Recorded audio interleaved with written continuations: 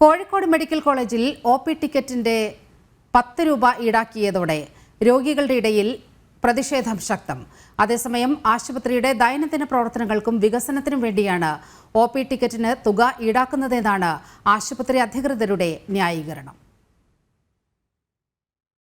കഴിഞ്ഞ ദിവസം കലക്ടറുടെ അധ്യക്ഷതയിൽ ചേർന്ന യോഗത്തിലാണ് കോഴിക്കോട് മെഡിക്കൽ കോളേജിൽ ഒ.പി. ടിക്കറ്റിന് 10 രൂപ ഈടാക്കാനുള്ള തീരുമാനമെടുത്തത്. ഇന്നു മുതൽ തന്നെ രോഗികളിൽ നിന്ന് തുക ഈടാക്കി തുടങ്ങുകയും ചെയ്തു. അതോടെ രോഗികളുടെയും നാട്ടുകാരുടെയും ഭാഗത്തു നിന്ന് വലിയ പ്രതിഷേധമാണ് ഉയരുന്നത്.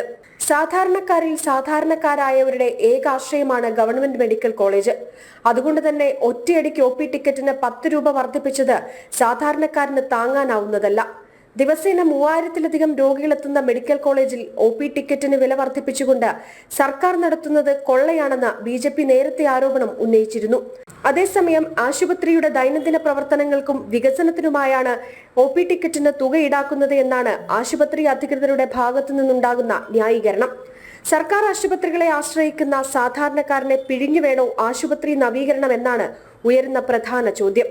ജനം, കോഴിക്കോട്.